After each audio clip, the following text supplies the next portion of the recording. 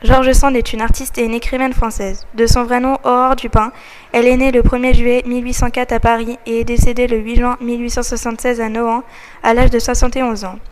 Fille d'un officier des armées impériales et d'une ouvrière en mode, l'injustice qu'elle éprouva à cause de ce métissage social sera pour beaucoup dans ses convictions démocratiques. Très tôt, elle noircit cahier sur cahier au couvent des Augustines, anglaises, où elle est pensionnaire. On la surnomme Miss Calpin. Comme toutes les jeunes filles de son époque, elle pense que sa vocation naturelle est dans le mariage et dans les soins d'une famille. Elle épouse donc Casimir du Devant, dont elle a 2 enfants, mais se sépare de lui au bout de quelques années pour mener une vie indépendante. Le XIXe siècle en France est une période de profonds changements et d'instabilité politique. Même si la Révolution française se termine en 1799 avec le coup d'État des Brumairiens, l'onde de choc se prolonge jusque dans les derniers quarts du XIXe siècle, lorsqu'enfin la France trouve l'équilibre politique républicain dont les insurgés de 1789 ont rêvé. 2 empires, 3 monarchies, 2 républiques, 3 révolutions. Cette liste simplement numérique récapitule un siècle de vives turbulences dans l'histoire d'un pays en route vers une réconciliation nationale.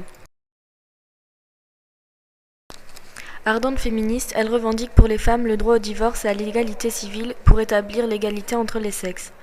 George Sand fut aussi engagée pour l'éducation des filles. Un comportement envers les femmes ambigu. Lors du soulèvement de 1848, les féministes pensent que Sand pourrait être une porte-parole idéale pour leur cause. Eugénie Niboyer lance donc le 6 avril 1848 un appel pour que l'écrivaine soit élue députée. George Sand refuse. Elle traite l'article d'Eugénie Niboyer de plaisanterie. Elle refuse qu'on la prenne pour porte-parole des femmes sans son consentement. Cependant, dans ses œuvres, elle défend la cause des femmes, notamment dans Indiana, qui soulève plusieurs polémiques. Elle déclare alors qu'elle défendra une si belle cause, tant qu'il lui restera un souffle de vie. Après avoir participé à la Révolution de 1848, elle se retire de la politique. Elle lance également un journal, La Cause du Peuple, mais elle réprouve la violence sous toutes ses formes et pense qu'aucune idée, si juste et belle soit-elle, ne justifie le sang répandu. Sous l'Empire, retirée de la politique, elle reste active. Elle dénonce les hypocrisies d'un clergé compromis aussi bien avec l'Empire autoritaire qu'avec l'Empire libéral. En 1864, la représentation du marquis de Villemer, une œuvre violemment anticléricale, provoque des manifestations d'étudiants au cri de « Vive George Sand ». La pièce est alors interdite et devient une affaire politique. Ses œuvres sont mises à l'index par l'Église.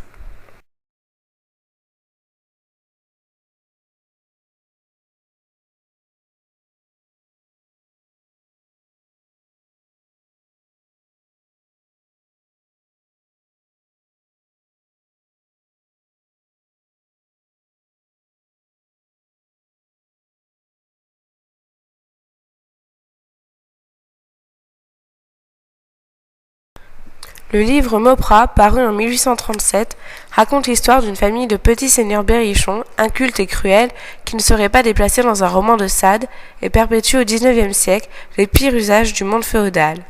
À l'un d'eux, Bernard, on donne à violer sa cousine, Edmée. À force de courage, de grâce et de beauté, Edmée finira par dompter Bernard, par transformer la brute en homme véritable. Ce livre révèle beaucoup d'engagement, principalement sur les femmes et le clergé. Le personnage d'Edmée est le personnage principal de Mauprat et qui incarne aussi une héroïne pour George Sand, la femme selon son cœur, celle qui correspond tout à fait à ses points idéaux. C'est la personne dont elle rêve pour sa fille, une femme courageuse, intelligente, forte, chaste, sainte, sans défaillance, pourvue de toutes les qualités inimaginables et surtout libre vis-à-vis des hommes. Zola voyait que son talent avait besoin d'un soutien masculin. Victor Hugo prononça lors de la cérémonie funèbre en éloge à la gloire de George Sand « Je pleure une morte et salue une immortelle ». Balzac parlait d'elle comme du camarade George Sand. Il portait un jugement assez sévère sur cet infâme rocher qui lui a pris son nom de George Sand et qui lui a déforé l'âme. Son fils lui écrivait « Vive la République, vive l'égalité et vive mon vieux Georges ». Gustave Flaubert énonça, à cause de la mort de George Sand, que son cœur devenait une nécropole.